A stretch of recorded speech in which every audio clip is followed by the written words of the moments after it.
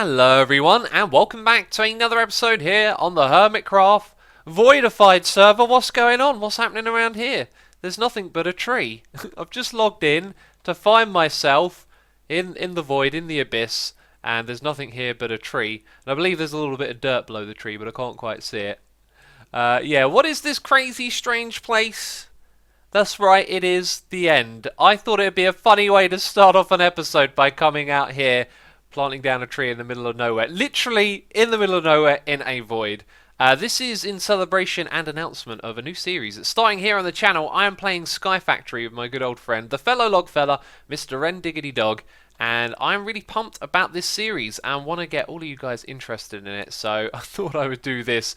This is how you start in Sky Factory 3. It's a mod pack where you have to follow a whole bunch of quests, and you start off on a single tree. And from one tree and one piece of dirt, you can start an amazing base in a void. And it's just really exciting and a very different style of gameplay that you've probably seen other modded players do before. And it's the first time that I'm doing it. So just letting you know that that's happening here on YouTube if you didn't catch it in your sub box. And as of right now, I'm going to get rid of all of these leaves and figure out how we're going to get out of here.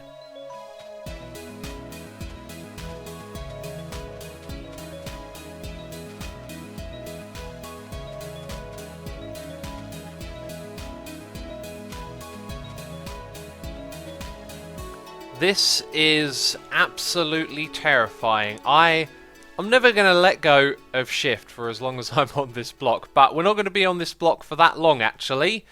What we're going to do is break the block. That's right. Then we're going to tap spacebar, use our fire rocket, look up into the sky, make sure we're flying upwards, tap F3, and we'll be able to find our way home. So we want to go, I believe, in that direction. That appears to be pretty much it right there. Let's fire some more rockets. Okay, so very soon we should start to see the end island loading up. It's also directly below us, I've just realised. And wow, look at this place. And look at the floating bedrock that there is up here. Now, I believe this has been done by Mr. Cubfan, who's done an amazing job of building this platform around the outside. He's also come in here and removed the entire obsidian pillars, which is just crazy, and flattened out all of the area down by here, which is now looking pretty cool. And that's how we did it. If you're wondering what's happening right there, basically, just for a little laugh, just for a little joke, I spent ages slabbing my way out to like the middle of nowhere where you couldn't see this island, placed down a dirt block, grew a tree, and that's how we started this episode. It's a little bit goofy, but it's just what I wanted to do. So you can find a link to the Sky Factory series in the description box down below. Me and Ren are going to be trying to put like a little bit of a twist on that series. Not only are we going to be doing collab episodes together, we're also going to do regular episodes apart where we both take on separate projects. And me and Ren are quite similar when it comes to survival Minecraft. We always want to do things with, you know, thought for aesthetics and making things look cool. So we're not just going to play in this void world and, you know, build farms and stuff. We both want to make them look pretty as well. And I've got a feeling we could end up making a really interesting world together. So I do hope that you go and check it out. And I can read your mind. You're wondering, why are you placing observer blocks above magma blocks? Well, I had a bit of an idea, a bit of a thought, and then I decided to build something, and that's kind of a pain that that's there.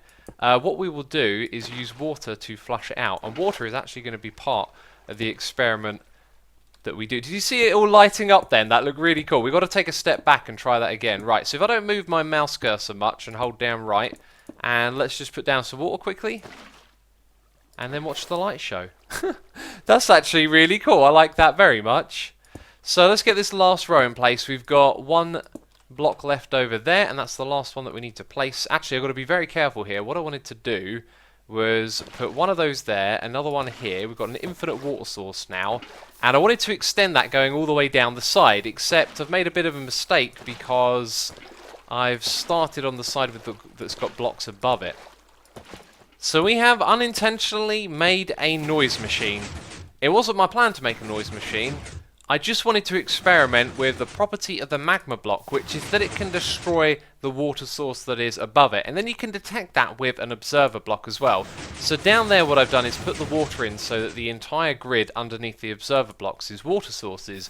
If the magma block removes one of them, it's instantly going to regenerate it. And that creates a lot of updates, which is why these pistons are firing up and down. So I just wanted to make this to see if any ideas came to mind, and all I can think of is a game where you've got to try and avoid the pistons. But the problem with that is that it's just going to be a game of chance, because there's not really any skill involved. You move about, they might hit you, they might not. So I don't think that's particularly interesting, but I've shown you it. If you've got any ideas for this, let me know, of course. Maybe we can come up with a cool use for that little feature right there. Really, it's about the detector, not the piston. The sound of the water makes a bit of noise, but otherwise it would make a cool floor design. This is not like the worst thing ever to walk over the top of, but if you had a big open area, you could put all that stuff below it, and then you would just have blinking lights for a floor design.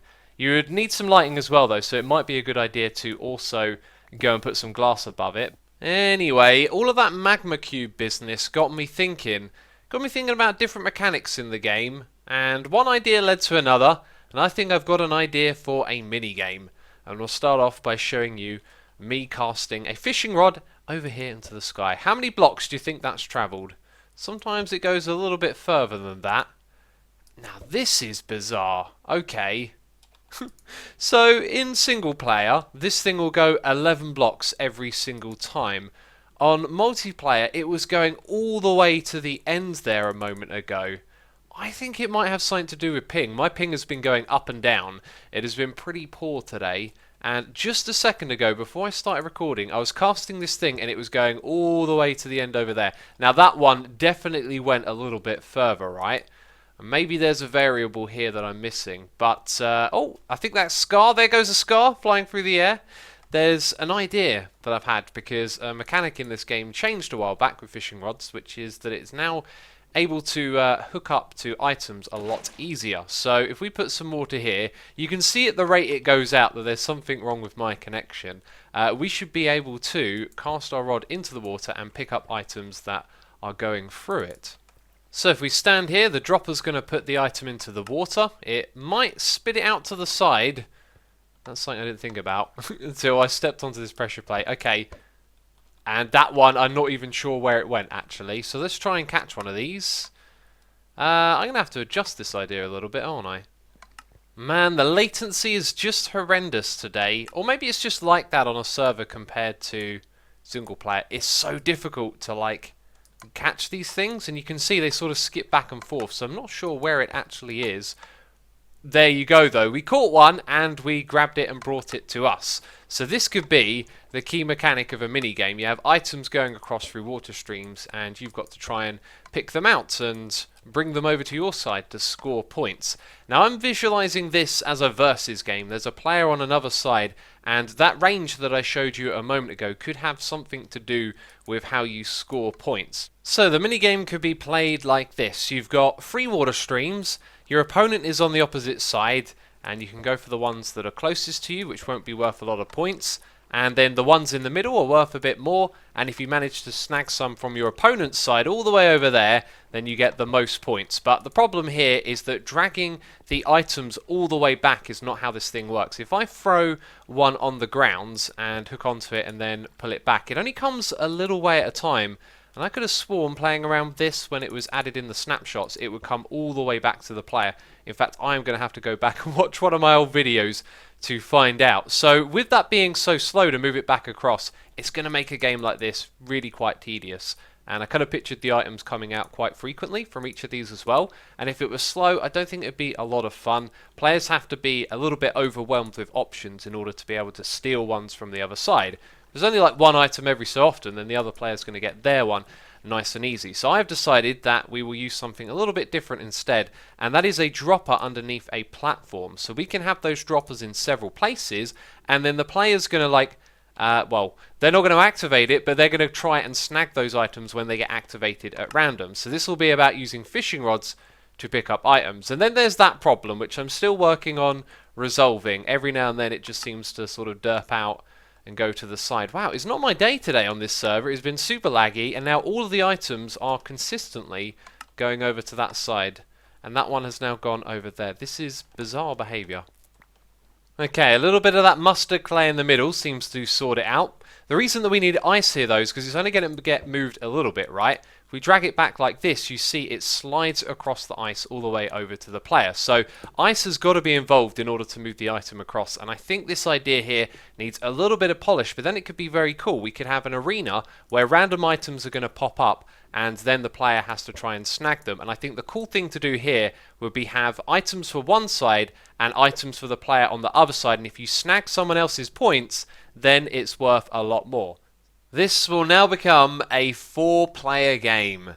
As the idea has sort of transformed and changed a little bit from its origin, it started to remind me of a game called Hungry Hippos, which I played when I was a kid, and I think Hungry Hippos is really well known. But if you've never seen it before, you have 4 hippos, one person controls each of them, and you have like a button that you press and the hippo tries to eat, and the idea is to grab a load of balls that are spinning around in the middle, and then the player that gets the most balls, wins. And it kind of started to resemble that because there's going to be items cropping up in the center of this arena. We're going to be casting out our fishing rods trying to grab them. So I decided to make this a 4-player game, and I think it's going to make it a lot more interesting if it is so. But it can also be played as a 2-player game as well. We're going to wire up the redstone with options, but to begin with, I've just sort of made this platform, and everything here has been measured and considered. If I cast my rod, I should be able to land it, just beyond that slime block over there. So these 4 pads are all within my reach. This one right here is going to be for me, and then one for that player over there. The middle one will be like an extra one that does something different. And so the game is going to work with you collecting your own items for points, but if you get one of your opponents, it's worth a bit more. And of course to the side over there and all the way over there is a little bit further away as well. So hopefully that should play out pretty well. There's also these pads in the corner. I figured we could do something extra with that, where maybe occasional bonus points come over to the side and you can yank them in like this. And you'll notice there are hoppers at the front here. We've got these glass panes so that the player can sort of stand a little bit closer to the edge, and also the items will be dragged across the ice and end up inside the hopper. But I'm glad that it's night and that there's mobs about, because we have a little bit of a problem, which is that mobs would technically be able to spawn on here. So we're going to break out these slime blocks and replace them with glowstone. What I actually wanted to do was color code some of these blocks. In fact, these 4 right here, we might be able to get away with color coding them, and the glowstone that we do have in the other spots, providing this area with enough light that you'll never have the problem of mobs spawning on it.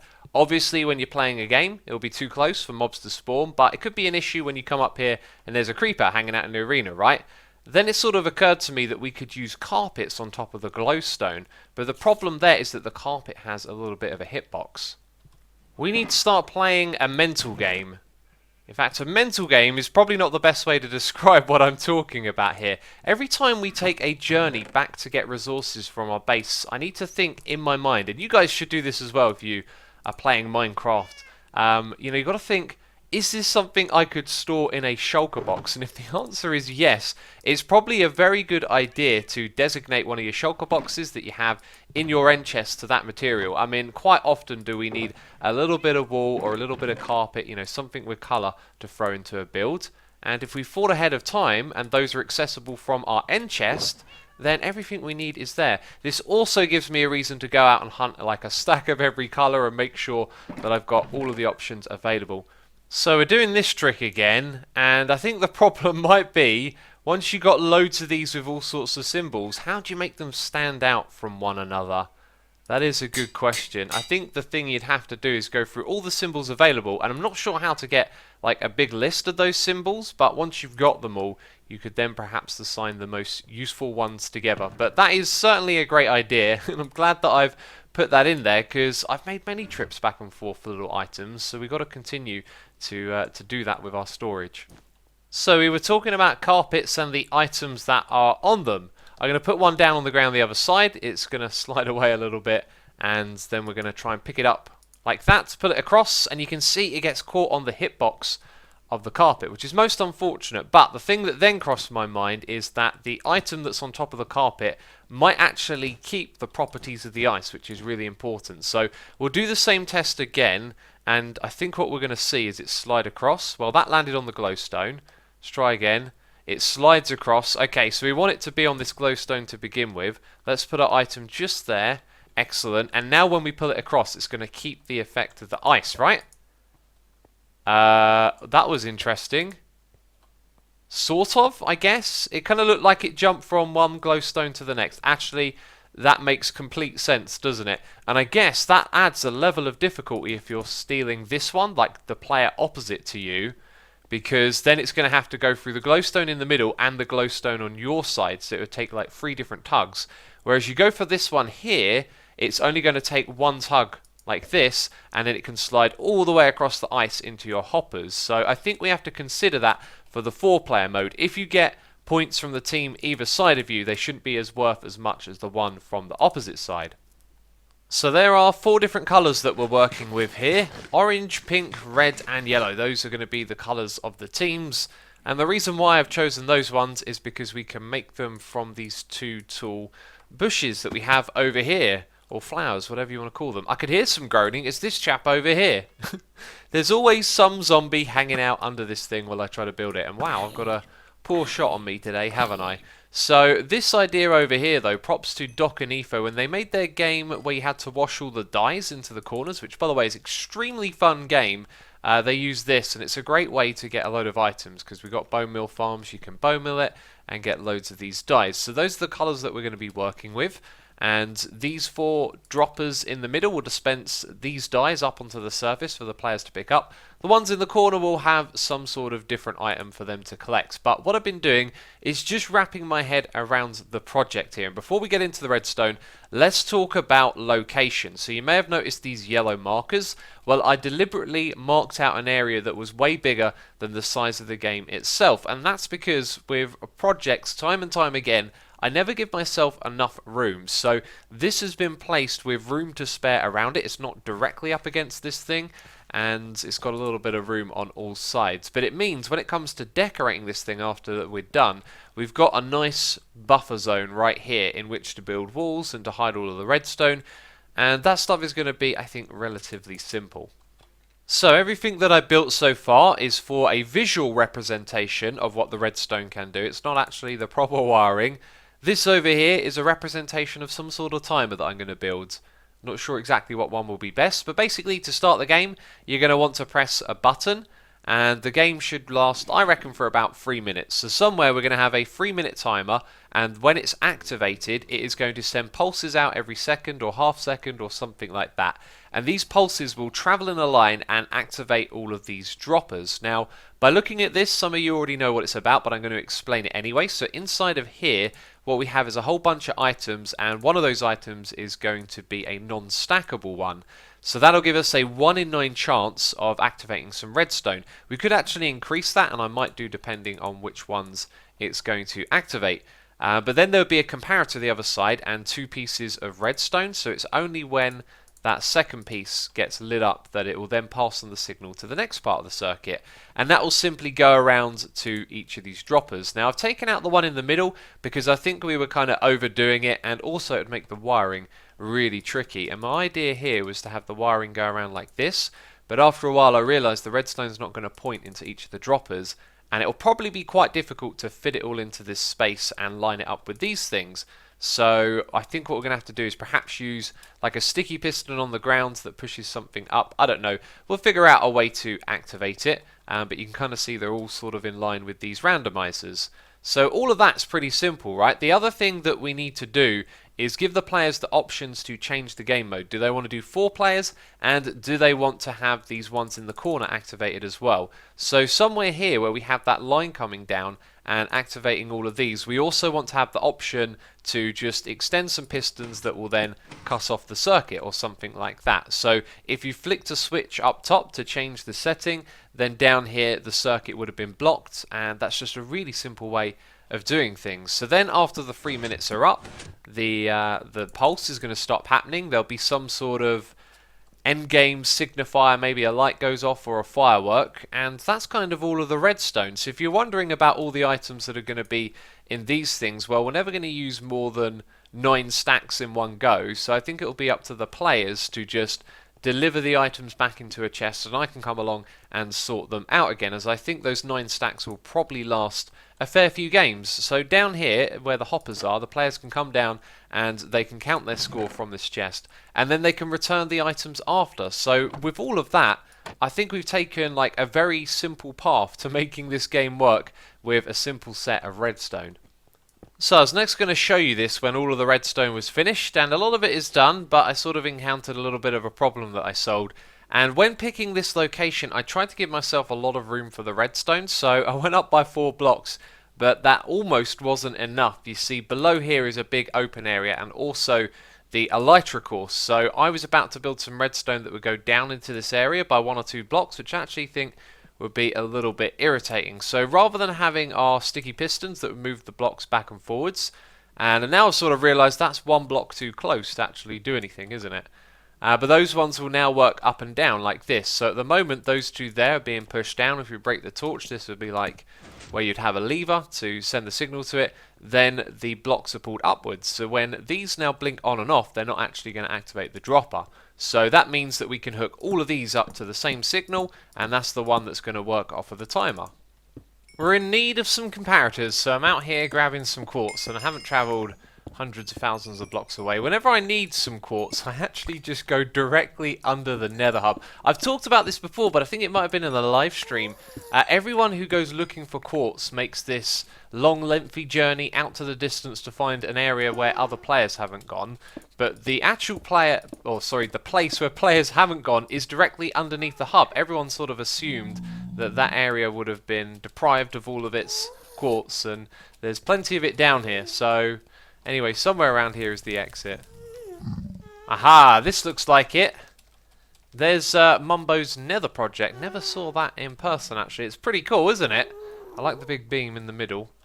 And yeah, that's where I've been, just literally underneath the hub down here the entire time.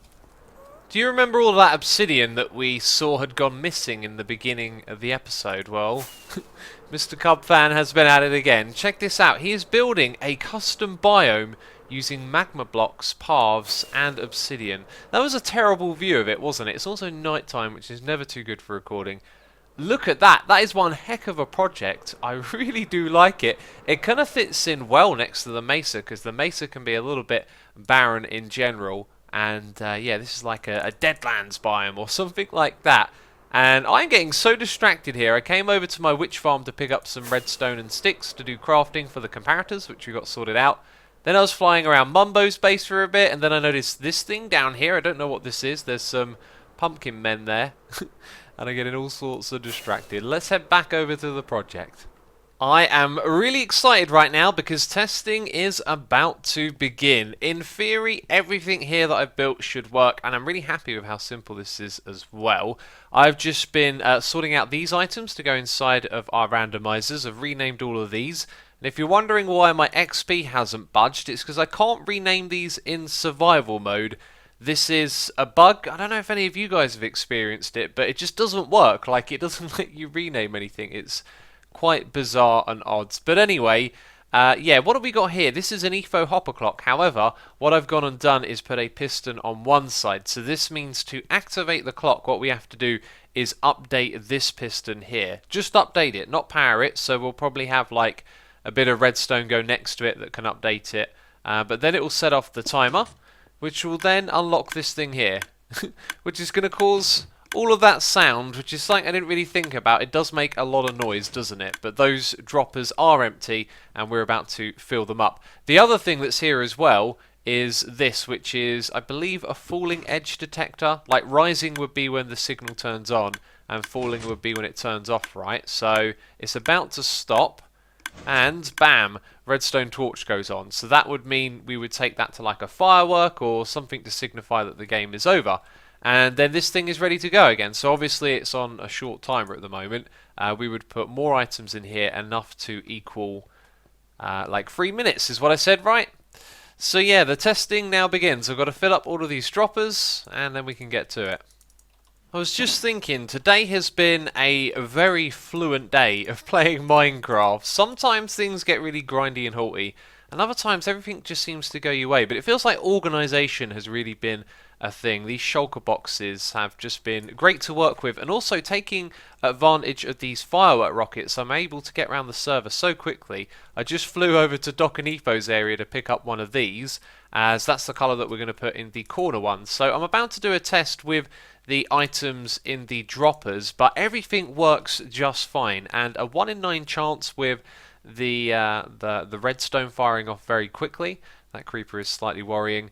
It doesn't look terribly fast, but I think in an actual game it'll be pretty reasonable. So I want to sort of stand up top and observe what's going on, and I've been starting to think about how the game is going to be played. So we're going to have like a ring that goes around the outside, and you can use it to spectate when you watch the game, but also it allows the players to walk to each of their platforms. And that one over there, the orange one, is going to be like the master one that has the start button and the other controls behind it, since all of the redstone is down here. Now this stone brick stuff is kind of temporary, you know. I really want to put my mind to it when we build up the rest of this, because I think we've got a really cool opportunity to build a nice building around here and then do some like landscapey type stuff where we make it all look pretty around here as well. There is a path that comes from that side that I think I want to extend past our building and over there, and there'll be other places to connect this to as well. And then I noticed this like little dipped area down here. I think actually this is like part of the flying course, isn't it?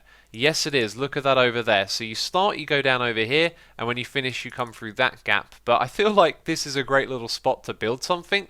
But another thing we could do is build a bridge from here to over there. So I'm thinking that maybe the next few episodes we're going to hang out in this area, make our project look lovely, and just have a lot of fun working in this little part of the server.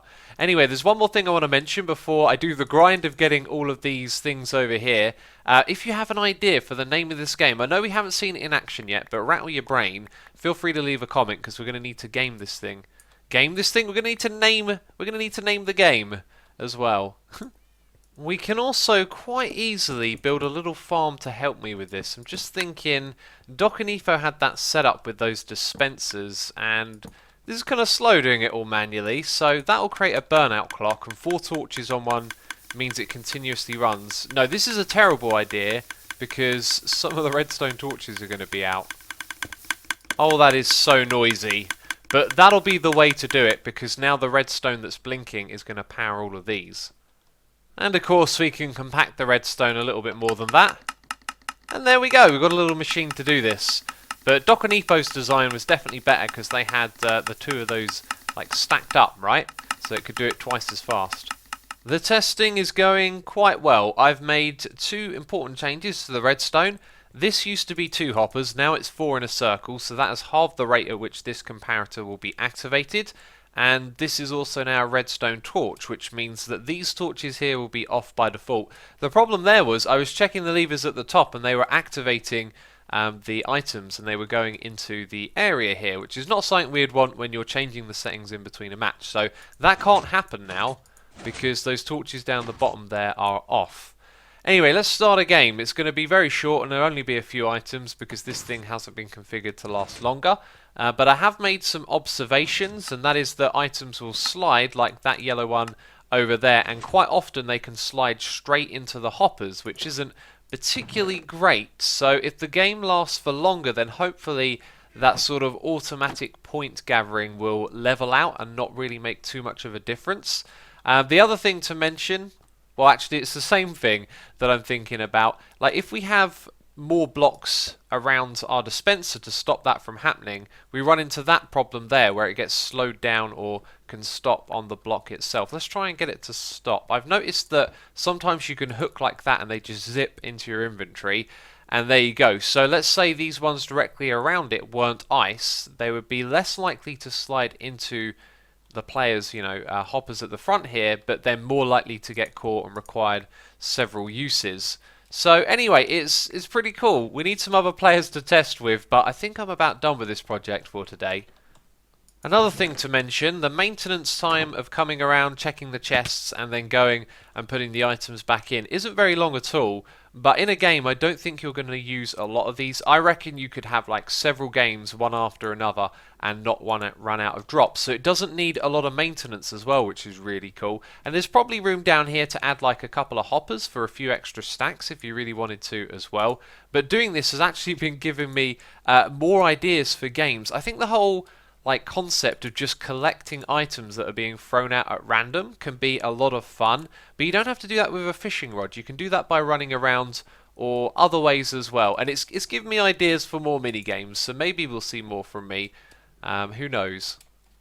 Since I had a bit more time, I thought I would wire up the controls and put some signs in that were going to explain what's going to happen, and then I kind of realised that I've messed up a little bit here.